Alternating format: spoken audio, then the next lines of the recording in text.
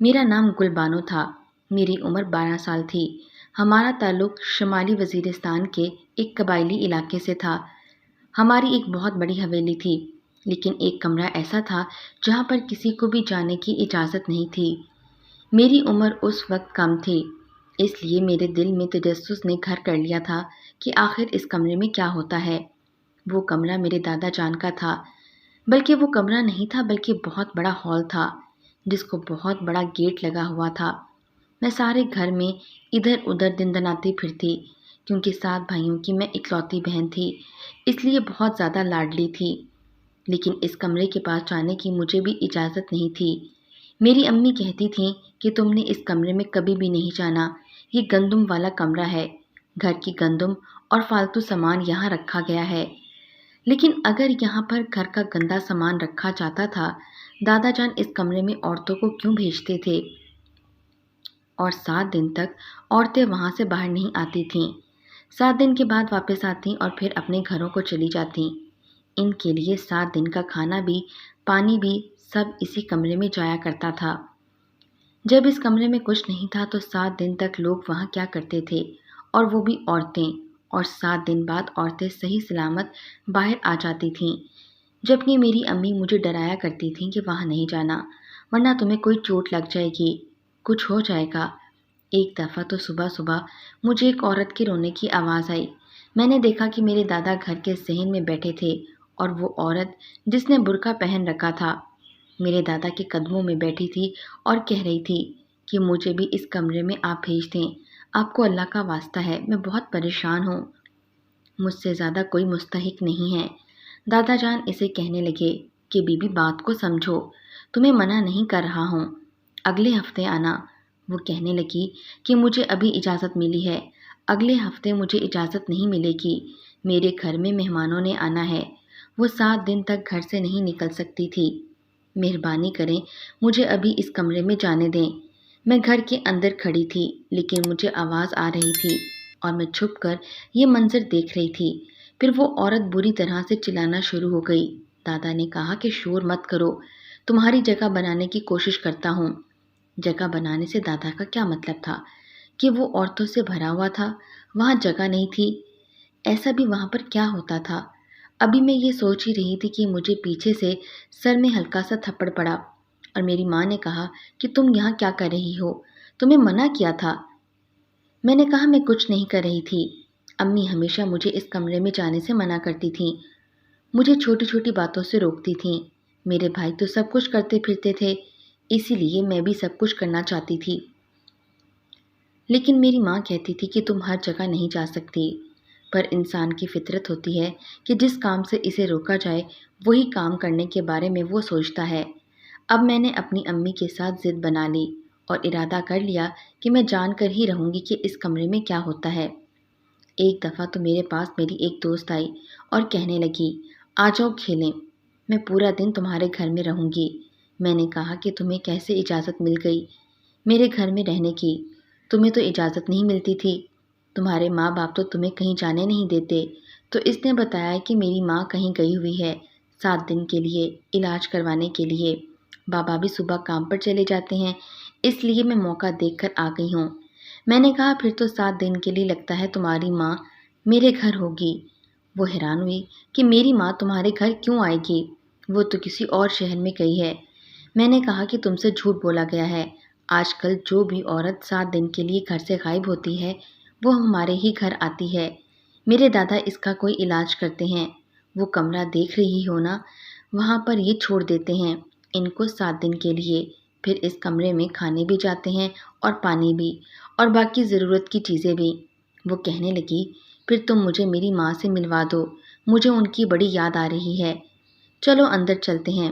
میں نے کہا کہ اتنی اچھی قسمت نہیں ہے ہماری، وہاں کوئی بچوں کو نہیں جانے دیتا۔ تو کیا ہوا، ہم چلے جائیں گے، ہم نے کون سا سب کو بتا کر جانا ہے کہ ہم اندر جا رہے ہیں؟ میں نے کہا ہاں بات تو تمہاری ٹھیک ہے، لیکن اگر پکڑے گئے تو بڑی بے عزتی ہوگی۔ کہنے لگی کچھ نہیں ہوگا، جان سے تو نہیں مار دیں گے نا؟ مجھے میری امی سے ملنا ہے، ان سے بات کرنی ہے، پوچھنا ہے ان سے ان کو ایسی کون سی بیماری ہے کہ وہ 7 دن کے لیے گھر سے باہر چلی گئیں، چھوٹے چھوٹے بہن بھائیوں کو میرے حوالے کر کے پورا دن میں کام کرتی ہوں، تھک جاتی ہوں۔ یار مدد کرو میری۔ میں اپنی دوست کے کہنے پر اس کے کمرے کے قریب چلی گئی اور سیڑھی لگا کر اندر جانے کی کوشش کرنے لگی۔ میری سہیلی سیڑھی کو پکڑے کھڑی تھی اور میں اوپر چڑھ رہی تھی۔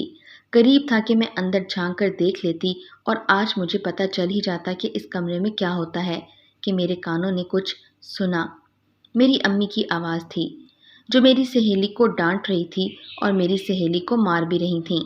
مجھے بھی میری ماں نے دیکھ لیا اور سیڑھی کو ہلانا شروع کر دیا کہ نیچے گرا دوں گی میں، جلدی نیچے آؤ۔ میں جلدی جلدی نیچے آئی اور مجھے پتا تھا کہ میری خوب خاطرداری ہوگی، اور وہی ہوا۔ امی نے مجھے بھی مارنا شروع کر دیا۔ میری سہیلی کو بھی کہا کہ تجھے کیا ہے اس کمرے سے، کیوں یہ سب کر رہی ہے، آج نہیں چھوڑوں گی۔ بہت مارا مجھے۔ میری سہیلی کو بھی مارا اور اسے گھر سے نکال دیا۔ شام کو بابا کو بھی یہ بات بتائی تو بابا نے بھی مجھے ڈانٹ دیا، جبکہ آگے پیچھے تو جب امی بابا سے میری شکایت کرتی تھیں تو بابا یہی کہتے تھے کہ میری لاڈلی بیٹی کو کوئی کچھ نہ کہے، اس کو تو 7 خون بھی معاف ہیں، جو کرتی ہے کرنے دو۔ لیکن آج تو بابا نے بھی مجھے بڑی بڑی آنکھیں دکھا کر کہا کہ آئندہ تم اس کمرے کے پاس نہیں جاؤ گی۔ سن لیا گل بانو، نہیں تو مجھ سے برا کوئی نہیں ہوگا۔ جتنا مجھے میرے ماں باپ منع کر رہے تھے اتنا ہی میرے اندر ضد اور غصہ بڑھتا جا رہا تھا۔ ایک دن میں نے اس کمرے سے چیخو پکار کی آوازیں سنیں۔ ایک عورت چیخ رہی تھی اور کہہ رہی تھی کہ مجھے باہر جانے دو، میں نے یہاں پر نہیں رہنا، میں نے یہ کام نہیں کرنا۔ اور دادا بھی چلا کر کہہ رہے تھے کہ بی بی اب آئی ہو تو یہ کام کرنا ہی پڑے گا، تمہاری وجہ سے 4 اور عورتوں کو نہ کیا ہے میں نے، یہاں سے جانا بہت مشکل ہے۔ دادا نے کہا یہاں جگہ بہت مشکل سے ملتی ہے اور اب تم ارادہ نہیں بدل سکتی۔ وہ عورت مزید رونے لگی اور میں سوچنے لگی کہ پتہ نہیں یہاں پر کیا ہو رہا ہے۔ ایک دفعہ میں رات کو اپنے کمرے میں سو رہی تھی کہ ڈر گئی، میں نے چیخنا چلانا شروع کر دیا۔ میرے بابا بھی جاگ گئے اور امی بھی، دونوں بہت زیادہ پریشان ہو گئے۔ امی کے میں گلے لگ گئی اور رونے لگی۔ میرے بابا نے کہا کہ کیا ہوا ہے اس کو؟ میری ماں نے کہا کہ ہمیشہ اس کمرے کے آس پاس منڈلاتی رہتی ہے، کہیں اس نے اندر جھانک کر تو نہیں دیکھ لیا۔ بابا اور ماما کی آنکھوں میں عجیب سا درد تھا۔ بابا نے کہا ایسا ہوا تو بالکل بھی اچھی بات نہیں ہے، پھر تو یہ ساری زندگی ڈرتی رہے گی۔ میں اس وقت نیند میں نہیں تھی، ان کی باتیں سن رہی تھی۔ آخر کیا تھا اس کمرے میں جس کو دیکھ کر میں ساری زندگی ڈرتی رہوں گی؟ پھر میں نے سوچا کہ شاید مجھے باز رکھنے کے لیے اس طرح کی باتیں کر رہے ہیں۔ لیکن ایک دن میری طبیعت بہت زیادہ خراب ہو گئی۔ امی کو بتایا تو انہوں نے کہا کہ دوائی دے دیتی ہوں، ٹھیک ہو جائے گی۔ لیکن مجھ پر امی کی دوائی کا اثر نہیں ہو رہا تھا، میرے پیٹ میں بہت زیادہ درد ہو رہا تھا۔ میری ماں اپنے کام میں مصروف تھی، گھر میں کوئی بھی نہیں تھا۔ سوچا کہ عورتیں اس کمرے میں جاتی ہیں تو ٹھیک ہو جاتی ہیں، کہتی ہیں کہ ہمارے صدیوں پرانے مسئلے حل ہو گئے ہیں، ہماری 45 سال کی بیماری دور ہو گئی ہے۔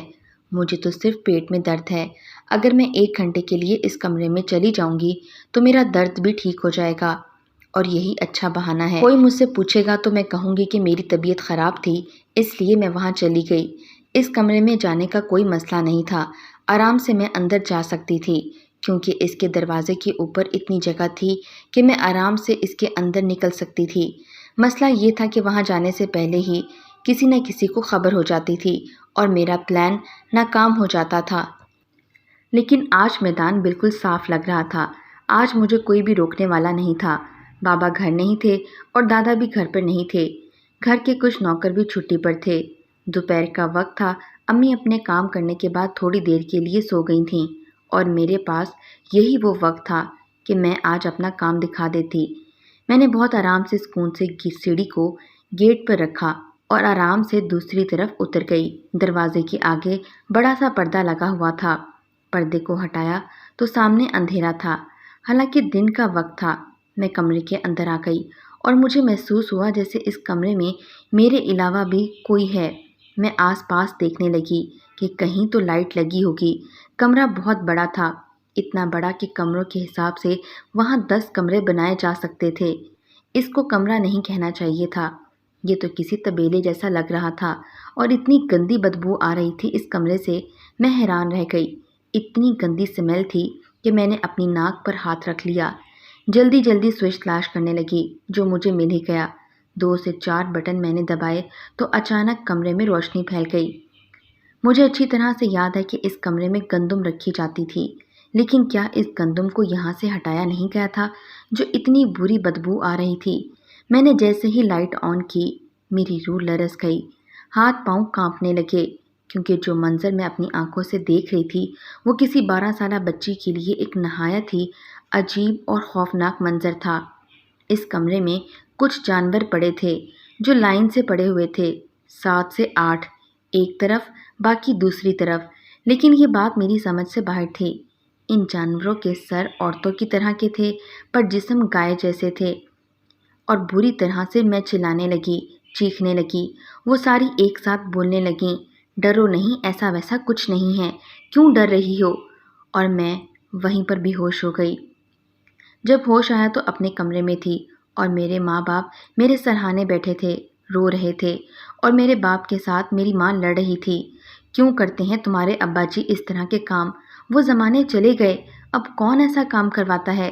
دوسروں کو بھی تنگ کرتے ہیں، گھر میں اس طرح کی چیزیں رکھیں گے تو بچوں کا دھیان تو جائے گا نا۔ بچوں کی تو عادت ہے، جس کام سے ان کو منع کرو انہوں نے وہی کرنا ہوتا ہے، اس کا کیا قصور ہے؟ اتنی بری ڈر گئی ہے یہ میری بچی، اگر ڈر کے مارے اس کا دل بند ہو جاتا تو کیا ہوتا؟ وہیں پڑے ہوئے مر جاتی تو ہم کیا کرتے؟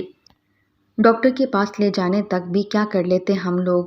اپنے بابا کو منع کرو، اب یہ پرانی روایت توڑ دیں، کوئی نہیں کرتا یہ سب۔ اگر میری بچی کو کچھ ہو جاتا تو میں کبھی معاف نہ کرتی۔ تم سب لوگوں کو کہہ رہے تھے کہ وہاں تو کچھ نہیں ہے، بس گندم ہوتی ہے، یہ تو اسی گھر میں رہتی ہے۔ میرے بابا نے کہا کہ اتنی بھی چھوٹی نہیں ہے، اچھی بھلی بڑی ہو گئی ہے، 2-3 سال تک جوان ہو جائے گی۔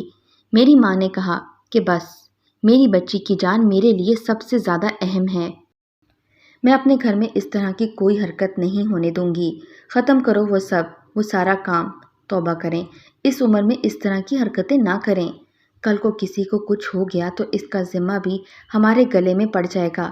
میں اٹھی اور میں نے ڈرنا شروع کر دیا کہ میں نے وہاں گائیں دیکھی تھی، کمرے میں گائیں پڑی ہوئی تھیں، لیکن ان کے سر عورتوں کے تھے۔ یہ کیا ہو رہا ہے امی؟ میں بری طرح سے چلانے لگی اور میری ماں پھر سے رونے لگی۔ اب تو میرے پاپا بھی پریشان ہو گئے۔ 1 ہفتے تک میں اسی طرح سے ڈرتی رہی، چلاتی رہی۔ مجھے بخار رہا، میری حالت بہت بری ہو رہی تھی، یہاں تک کہ مجھے ہاسپٹل میں داخل کر لیا گیا۔ میرے ماں باپ نے مجھے بہت پیار کیا۔ 3 دن کے بعد میں کچھ اور نارمل ہوئی اور پھر مجھے میرے گھر لے آئے۔ پھر ایک دن میرے دادا اور میرے ماں باپ دونوں میرے پاس بیٹھے اور انہوں نے مجھے کہا کہ بیٹا، تم جس چیز سے ڈرتی تھیں ہم تمہیں اس کے بارے میں بتانا نہیں چاہتے تھے، اور تمہیں اسی لیے اس کمرے میں جانے نہیں دیتے تھے کہ کہیں تم ڈر نہ جاؤ، اور پھر دیکھو تمہارے ساتھ کیا ہوا۔ میں نے کہا وہ سب کیا تھا مجھے بتائیں، نہیں تو میرا دماغ پھٹ جائے گا۔ میرے دادا نے کہا کہ یہ شمالی وزیرستان والوں کی ایک پرانی روایت ہے جو تم نے دیکھا، وہ ایک طریقہ علاج ہے، وہاں پر ایسا کچھ نہیں ہو رہا تھا، وہاں پر کوئی گائے نہیں تھی، وہ ساری کی ساری عورتیں ہی تھیں۔ دراصل اس طریقے علاج میں ایک ایسے شخص کو جس کو کوئی بہت زیادہ پرانی بیماری ہو، جس کا وہ سالوں سے علاج کروا رہا ہو لیکن اسے شفا نہ ملی ہو، تو 7 دن کے لیے اسے بڑے جانور کی کھال میں پوری طرح اپنے آپ کو لپیٹ کر گزارنا ہوتا ہے اور ایک کمرے میں پڑے رہنا ہوتا ہے۔ یہ عمل بالکل بھی آسان نہیں ہوتا کہ 7 دن تک جانوروں کی کھال کو اپنے بدن سے لگائے رکھنا۔ اس میں بہت بری بدبو آتی ہے جو آپ کو برداشت کرنی ہوتی ہے، کھانا بھی آپ کو بہت ہی ہلکا کھانا ہوتا ہے۔ یہ عمل بہت زیادہ مشکل ہے، زیادہ تر لوگ اسے نہیں کرتے، پرانے وقتوں میں بہت کرتے تھے، پھر آہستہ آہستہ لوگ اس سے دور ہونے لگے کیونکہ یہ کوئی آسان کام نہیں ہے، لیکن ایک دفعہ اس عمل سے جس کا جسم گزر جائے تو یہ سمجھو کہ وہ دوبارہ سے پیدا ہوا ہے، اس کے سارے مسئلے حل ہو جاتے ہیں۔ اسی لیے میں یہ سب کرواتا ہوں کیونکہ یہ ہماری پرانی روایت ہے اور بہرحال اس سے فائدہ بہت زیادہ ہوتا ہے۔ اس طرح سے کوئی شخص جانور کی کھال لپیٹ کر گردن تک بیٹھا ہو تو ظاہر ہے عجیب لگتا ہے، اس لیے تمہیں وہاں جانے نہیں دیتے تھے۔ بچوں کو یہ منظر دکھانا کوئی اچھی بات نہیں ہے۔ ہمارے خاندان کی تم ایک ہی بچی ہو لیکن اب تم بڑی ہو گئی ہو، سوچا تھا کہ تمہیں ایک دفعہ سمجھانا ہی کافی ہوگا، لیکن تم تو وہاں پر جا پہنچی۔ میں یہ بات سن کر حیران رہ گئی اور میں نے کہا، کیا واقعی اس سے فائدہ ہوتا ہے؟ تو میرے دادا نے کہا، ہاں، بہت زیادہ فائدہ ہوتا ہے، لیکن یہ کام بالکل بھی آسان نہیں ہے۔ عورتوں کے لیے تو بہت ہی مشکل ہے۔ یہ طریقہ علاج صرف مردوں کے لیے تھا، کیونکہ عورتوں کو 7 دن تک ایسے بیٹھے رہنا کوئی عجیب سی بات لگتی ہے، لیکن میں نے عورتوں کا علاج بھی کروایا۔ علاج تو سب کے لیے ہوتا ہے۔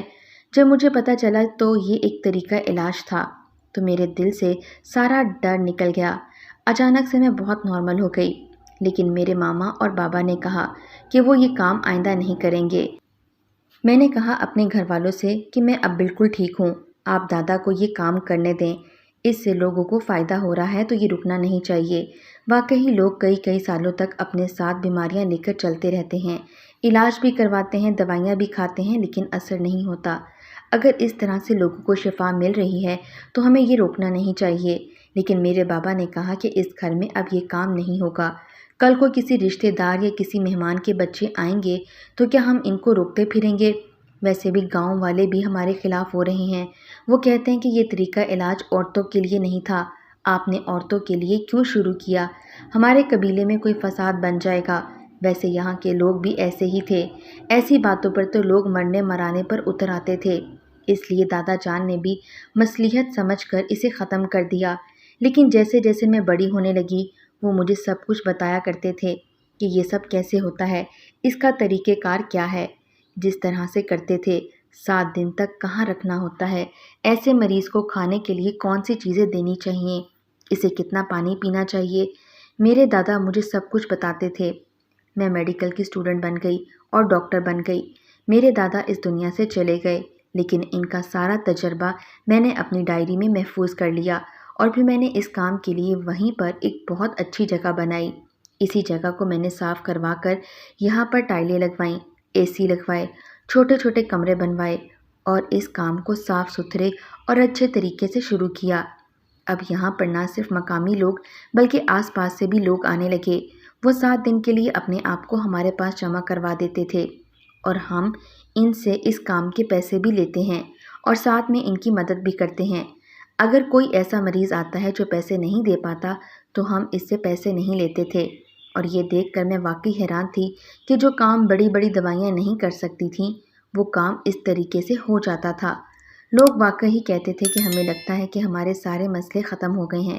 میرے گھر والوں نے میری بہت مخالفت کی، مجھے کہا کہ میں یہ کام نہیں کروں، لیکن مجھے میرے دادا کی روایت کو لے کر چلنا تھا۔ میرے گھر والوں نے مجھے اس کام کے لیے پیسے دینے سے بھی انکار کر دیا۔ پھر پتہ چلا کہ میرے دادا نے اپنے حصے کی ساری جائیداد میرے نام کر دی ہے، حالانکہ ان کے 7 پوتے بھی تھے، لیکن شاید وہ جانتے تھے کہ میں اس طرف چلی جاؤں گی۔ انہی پیسوں سے میں نے یہ چھوٹا سا کام شروع کیا تھا، اور بے شک لوگوں کو فائدہ بھی ہو رہا تھا۔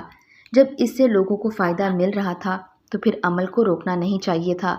کچھ لوگ آج بھی اس کو برا سمجھتے ہیں، اس کے بارے میں باتیں کرتے ہیں، لیکن اب وہ زمانہ نہیں رہا۔